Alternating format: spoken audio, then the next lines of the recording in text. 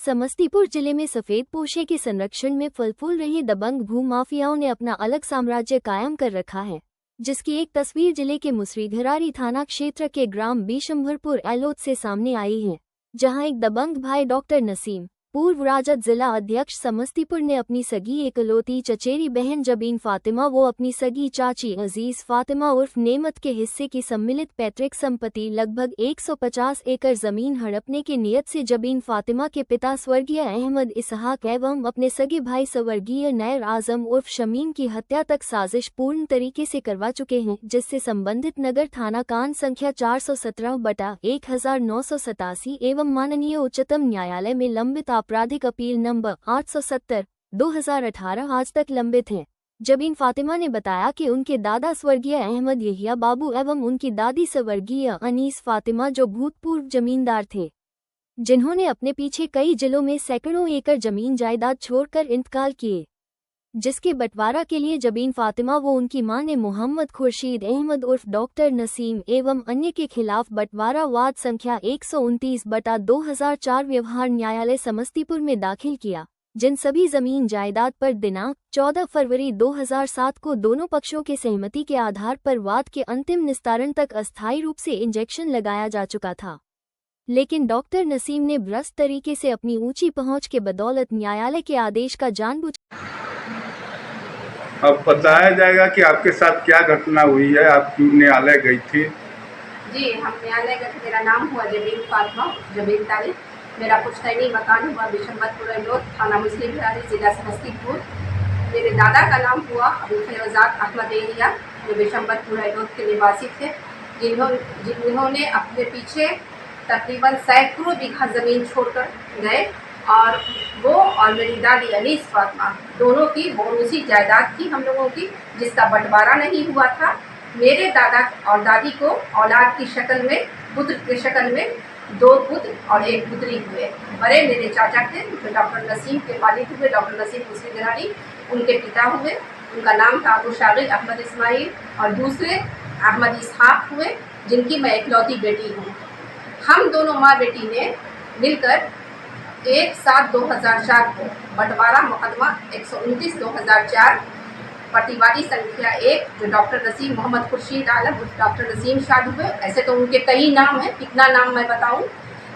और एक जो शमीम वकील जो अबू शागिल अहमद इस्माइल मेरे चचा के बेटा थे, उनकी बेटी नाजरा, उस पर हमने और मेरी माँ ने तकरीबन 300 बीघा ज़मीन पर बंटवारा मुकदमा दायर किया, जिसमें 14/2/2007 को इंजेक्शन ऑर्डर पारित हुआ न्यायालय से। तमाम ज़मीन, दुकान, मकान सब पे वो स्टेटस लग गया 14/2/2007 से। मैं ज़रा सर को पढ़ कर सुनाना चाहूँगी कि वो आदेश क्या था।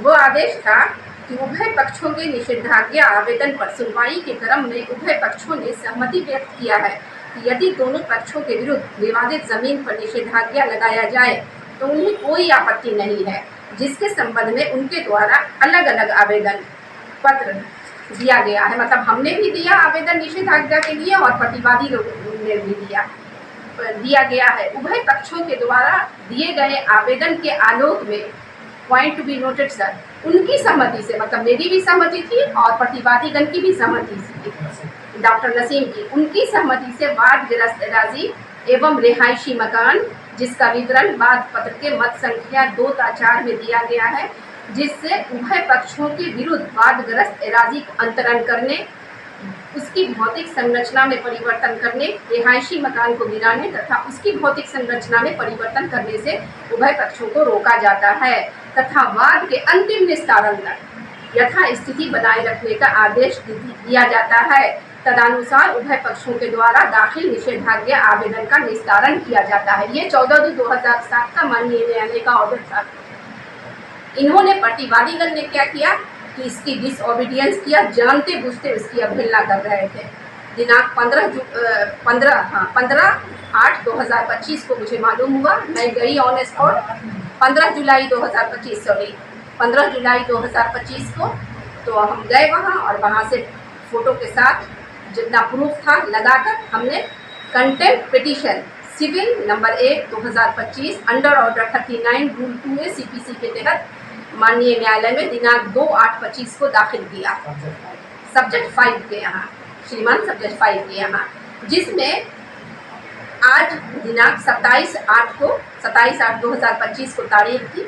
आज हम न्यायालय में आए हैं और इसके पहले भी 18/8/2025 को चूँकि वो अवहेलना कंटिन्यू किए जा रहे थे जानते बूझते, तो हम श्रीमान के यहाँ हाजिर होकर और न्यायालय से गुहार लगाया था, हुजूर इस पर रोक लगाया जाए और डॉक्टर नसीम और नाजरा दोनों को नोटिस किया जाए। लेकिन श्रीमान ने मुझे आश्वासन दिया कि इस रिश्तेदार रिपोर्ट आने दीजिए, उसके बाद हम नोटिस करेंगे। लेकिन आज जब तारीख थी 27/8/2025 को, तो श्रीमान ने एक नई बात वहाँ पर कही कि आप जो है इसको मिसलेनियस करके फाइल कीजिए, तब हम नोटिस करेंगे। तो हमने कहा हुजूर ऐसा नहीं है, इसमें जो है कंटेम्प्ट पिटीशन करके ही दाखिल होगा। चूँकि ये अंडर ऑर्डर 39 रूल 2 ACPC के तहत है, एक विशेष याचिका है, इस पर हुजूर आदेश कर ये नोटिस कर दिया जाए और रोक लगाया जाए।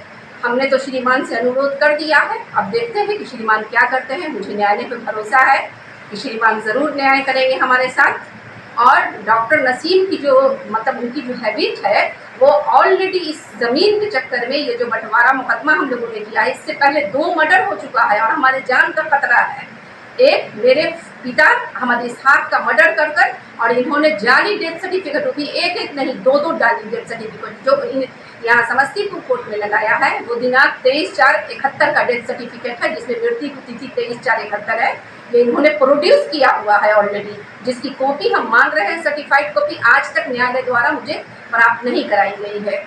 तो इन पर सख्त एक्शन और कानूनी एक्शन लेने की ज़रूरत है माननीय न्यायालय को। मैंने सब कुछ लिखकर अपने आवेदन में दाखिल कर दिया है, समझा, और अनुरोध किया है। मुझे उम्मीद है कि माननीय न्यायालय इस पर अपना आदेश पारित करेगी। और अपने भाई का भी इन्होंने मर्डर किया है, क्योंकि भाई का जो 417/87 शायद मर्डर केस FIR नंबर था, उसको भी इन्होंने विड्रॉ करा दिया या छपवा दिया, क्या किया वल्लाह आलम।